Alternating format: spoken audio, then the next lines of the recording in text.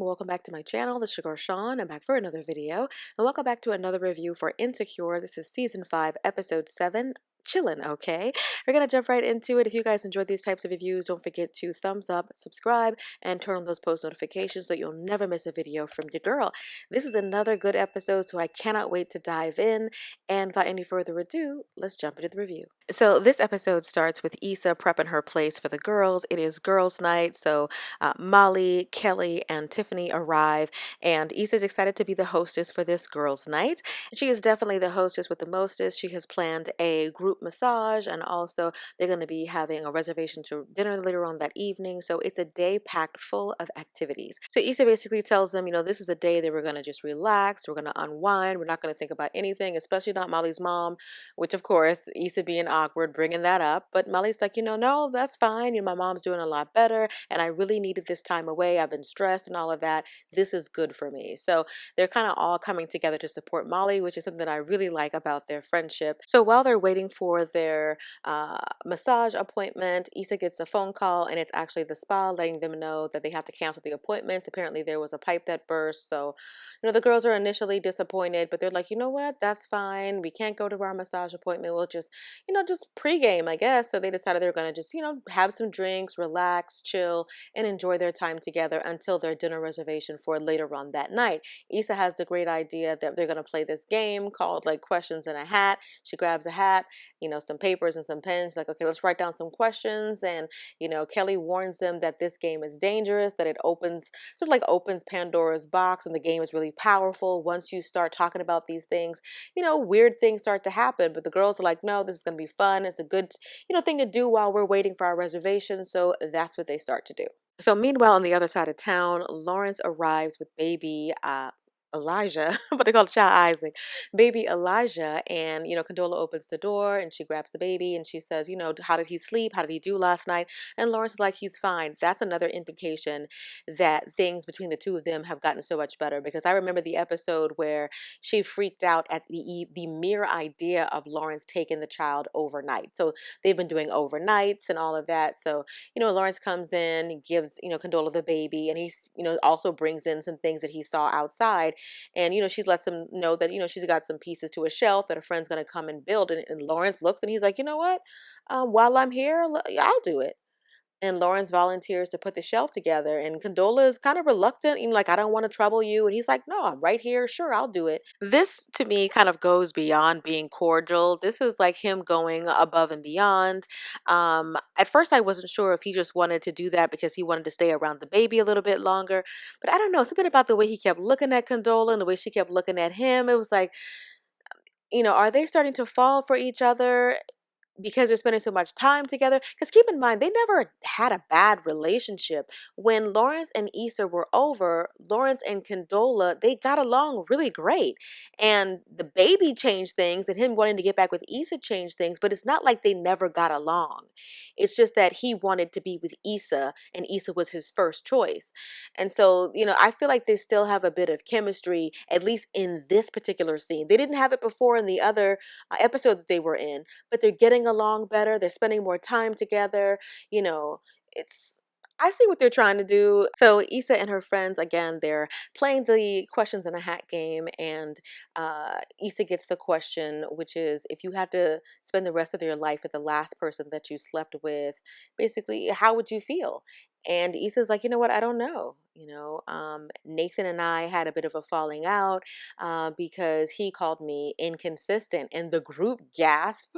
And it's like fun because you can see all sarcasm is on all of their faces, because they're like, yes. And Issa's kind of looking like, oh, like this is the first time she's ever heard that. But what I like about their friend group is how honest they can be with each other. They don't really sugarcoat. If you're tripping, they will let you know that you're tripping. And instead of just like pacifying Issa or telling her what she wanted to hear or being yes men or yes women, they were like, yes, this is one of your issues, one of your flaws. Issa also tells the group that, she feels kind of like everything is up in the air with Nathan ever since he left her I love you sort of up in the air. And Tiffany chimes in and was like, well, girl, you already know how he feels about you. And Issa says, basically, like, do I? I don't want to be in another situation where I have to wonder where I stand with someone. I feel like he should say it, which I really feel like is unfair. I feel like one of the reasons why Issa was rushing the timetable and rushing the I love you out of Nathan is because what she saw was that Lawrence looked like he moved on fully. She saw him with the child, saw him with Condola, and she just wants to feel like, not like it's a competition, but that he's moved on so that she should. And the best way for her to do that is to be in a committed relationship because it looks like he is too. And she's like, well, if you could be happy without me, I got to be happy without you. So I feel like that might be one of the reasons why she's sort of rushing this thing a little bit with Nathan. So while the girls are playing the game, Molly's phone starts buzzing and it's a work call. So she gets up from the group and she's like, it looks like it's work. I got to take it. So she walks off into the other room while the girls are still sitting there. And Molly is like giggly and laughing and being cute and kind of flirty. And the girls are like, wait, since when work sound like this? Since when is this a work call? Like, who's she talking to at work that's got her sounding like this? And so they sneak over to where she is and they're trying to, ear hustling. And, Molly turns around and she's like, what? Like, what's the problem? And they're like, well, who are you talking to at work that's got you giggling like this? And she's like, oh, it's Torian. And they're like, what? And she's like, yeah, ever since we talked at the conference, he's been checking on me, making sure he's, up to date on my mom's condition. And, he'll text me late at night and talk about things that we're doing at the job. So Molly is low key feeling Torian. It's all over her face and nobody knows you better than your friend. So they can tell that Molly likes him. Molly also lets the group know that, she and Torian are coming really close to the line, but they haven't necessarily crossed it. They're still keeping it professional, but, they can kind of both feel that each other is a little bit interested, but neither one of them wants to make the first move. So Molly's like, what should I do? Should I give him the green light? And when she says that, John Legend song plays, give me the green light. And so Molly's like, you know what? This is a sign. And they laugh about it. And Kelly is like, see, I told you this game is powerful. This game is already like doing its job. Men, oftentimes they want to approach women that they're interested in, but they're always afraid of rejection. So if you ever want men to approach you, you got to kind of give them the green light. Let them know that it's okay. So, that's what Molly's going to do. She's going to kind of, put the feelers out to let him know it's okay for you to shoot your shot. If you're interested in a man and you want him to shoot his shot, you got to let him know that you're open to it. So that's all you're going to do. Nobody telling you to make the first move. We're just telling you to let him know that you're open to him making the first move. Okay. So over at Condola's house, Lawrence and Condola are, sitting around. Lawrence just finished the shelf and Condola's trying to feed the baby and he's not really open to it. He doesn't really like squash and carrots. And she's doing the whole airplane, here comes the plane type thing. And the baby ain't really feeling it. And so Lawrence is like, I don't typically do the plane. I prefer to do trains. And she's like, what? And so he steps in and does the choo-choo train. And little baby Elijah likes it better when daddy does it. So Condola's just looking on. It's for this particular scene, it was a lot of like staring, a lot of like, I don't know. Like they were both giving each other the eye when the other person wasn't looking. I really feel like something's happening here. I know there are a lot of people that want Lawrence and Issa together, mainly because Lawrence was the first man that we were introduced to, and Issa has a thing for Lawrence and all of that. But I don't know. I feel like with what they're doing, at least with this scene this late in the season, they might be setting the tone for Issa letting him go to be a family, to explore this. They kept showing Lawrence looking at Condola when she wasn't looking, and he was looking at her really lovingly. I don't know if that's because, she's the mother of his child, so he definitely feels a difference in how he loves her. He may not be in love with her, but he might have love for her because she is the mother of his child, and she's doing a really good job. And she says, you know what, Lawrence, you're a really good dad. And he takes a minute, he pauses, and he's like, thank you, that really means a lot. Especially with the rocky beginning that they had in the beginning, with her not feeling comfortable, with her yelling at the top of her lungs, I don't trust you and all that. I think they've definitely come a long way. Over at Issa's, they're asking the question, what do you wish you had a do-over about? And Tiffany says, nothing. She says that everything that she and Derek have gone through have made them stronger, more in love, and, they wouldn't be where they are, or at least where they're going, if it hadn't been for everything that they've gone through, which is a really good answer. I love Tiffany and Derek's relationship and their family. I know that happy families don't make good TV. Issa's messy situation, Molly's messy situation makes good TV because it's a drama or a dramedy and we want to be entertained. But I like seeing happy black families. Like I never get bored of that. And Issa says she wished she had known or discovered what she wanted to do a lot sooner. And Kelly says she's tired of helping rich white men help other rich white men to become richer. And I think that's kind of why she's doing the podcast. They kind of touched on it a little bit. I wish they had really taken more time to show you, more of Kelly's professional growth. They're showing you her spiritual growth, her giving up drinking and her meditating and going for walks. She's definitely showing some growth, but there's so much more they could have done with her character, and it's sad that this whole series is about to end and we don't know very much about Kelly.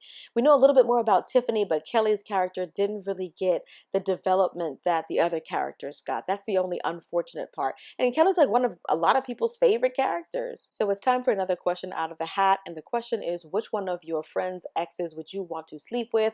Molly immediately chimes in with the name Marshawn, which is somebody that Issa used to be with back in her college days. And Kelly and Tiffany both say Daniel. And Issa's like, well, y'all really think that Daniel's the finest man that I've ever been with? And they're both like, yes. So Issa brings up to the group that she actually did see Lawrence recently along with Condola and the baby.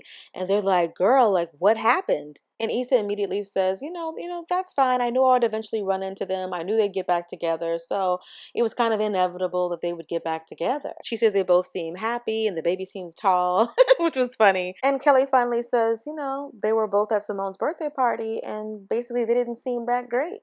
I think Issa does a lot of assuming in her mind. Issa sees a couple of smiling pictures on Instagram and she already got them living happily ever after, and she doesn't know if that's true or not. So Issa confesses that, you know what? I feel guilty about the way things ended. He had a baby. I didn't even reach out. I didn't even say anything. And, she was like, I knew it was going to get messy and that's why I ended it. I feel like I made the smart choice. And Molly and Kelly are like, right, you're right. You made the smart choice. And then Tiffany chimes in, but why exactly was it the smart choice? And both Molly and Kelly are like, well, what does it look like Issa trying to be somebody's stepmom? And that's when Tiffany's like, well, it doesn't matter what it looks like. As long as it looks good to you, as long as it feels good to you, it doesn't matter how it looks. And when I saw this scene, I was like, okay, see, this is them trying to soften us up on the idea that this could still be a love story, despite the break baby and Issa's relationship with both Lawrence and Condola. Issa also has unfinished business with Condola. Just like how Lawrence felt that Condola blew his life up, even though he's past that thinking now, Issa could still feel that way, and they still have somewhat of a relationship they have to mend. I'm going to talk about it a little bit in a scene coming up in a minute, but there's unresolved issues with Condola and Issa as well. So while the girls are getting ready for their dinner reservation, they're just reminiscing about how long it's been since they've been together as a group. And, Molly is watching everybody and she's getting all in her feelings. And she's like, I really love y'all. And they have this big group hug. Molly has been in her feelings ever since like the situation with her mom and just really appreciating the people around her. So while they're in this group hug and this beautiful warm embrace, that's when Tiffany lets it slip that she and Derek might be moving to Denver. And the group is shocked. And of course, Kelly is the most shocked because she's like, why didn't I know this? They're all friends, but Kelly and Tiffany are closer friends, and Molly and Issa are closer friends. They're like friends within the friend group. And so, she lets them know that Derek was offered a new position and that she's a little bit scared about it. She didn't want to tell the group because when she told them, she knew that that made it feel more real. But Derek has family out of state, and this would actually be good for them and their family. And she's a bit afraid about how this is going to change their relationship dynamic. And it reminds me of the Coachella season where she was afraid that having the baby was going to change her situation and her relationship with Kelly. But they reassured her that it doesn't matter how much space or miles that they have between them, that they're friends for life. And if that means that they have to, make more of an effort to fly to Denver to be there for her when they need to be, that's what they're going to do. So you can already tell like they're setting up the scene for this whole thing, this whole series coming to an end with one of the members of this group relocating. So we're back at Condola's, and it looks like Lawrence and Condola had dinner together. It wasn't necessarily like romantic, but she had some leftover takeout, and he was putting the dishes away and all that, and they were just talking. And he said, I knew that I was in there when your sister followed me on social media. And Condola confesses that that was actually an accident, but Lawrence is like, I don't even care if it was. I'll take my wins wherever I can get them. And so they're laughing and being a lot more cordial with each other. And Condola's over there folding baby clothes, and Lawrence is like, "You want some help?" And she's like, "Sure." So again, my husband was saying the whole time, he was like, "This man don't want to go home or something." I was like, "I know." He's just like lingering and lingering. And so anyway, so they're folding the clothes, and he's just letting her know that it's been a rough year, but I really appreciate us sticking through it, and you know Elijah is the best thing that ever happened to me, and I'm just so grateful to have him in my life. And Condola confesses that when everything was going wrong with Lawrence last year, when she was pregnant, that she actually thought about actually not going through with it. And Lawrence was like, "Wow, I'm really sorry about that, that I put you through that, that I made you feel like you had to do that, or that I was being a jerk back then, and I'm truly, truly sorry." You can tell that they've come a long way. There's a mutual respect there, and there's a mutual love. Now, it may not be a romantic love, but it is a love for their child that makes them care more about each other. And so they both confess that they want each other to be happy. And I think that this also frees up the way for Lawrence and Issa to get together, for you to know that Condola wants him to be happy. That's what she says, and he wants the same for her. So that just makes it seem like she would give them her blessing, that she wouldn't be bitter about it, that she wouldn't be mad about it, that she would just want what's best for him, because Lawrence is doing what he has to do and doing right by her son. So Issa has the right idea that they should text Tori in for Molly. And so they're all thinking about different things that Molly should say in the text so it doesn't sound too thirsty, but that she lets Torian know that she's open to a possible relationship. So while they're playing with Molly's phone, Molly gets an incoming call from Dro, and the girls are like, "Girl, why is Dro calling you?" And she's like, "I don't know why. Maybe he's just checking on my mom, because Dro did know Molly's family. But Blast from the past, he's always trying to get his way in. This man is still married to Molly. Don't you dare answer that call." So while the group is distracted, Issa goes to and uses her phone, and Molly's like, "Girl, who you calling?" And she was like, "Girl, Lawrence." And Molly snatches the phone, and she's like, "Girl, no. What are you doing?" Issa's clearly drunk, and Molly's like, "Look, if you want to call this man, but the next day when you are good and sober, then that's fine. But you are not gonna drunk dial this man, in the middle of the night when you're not really fully yourself." And Molly says, "We were talking earlier about you being inconsistent." And Issa was like, "Yeah." She was like, "This is what we were talking about, you being inconsistent."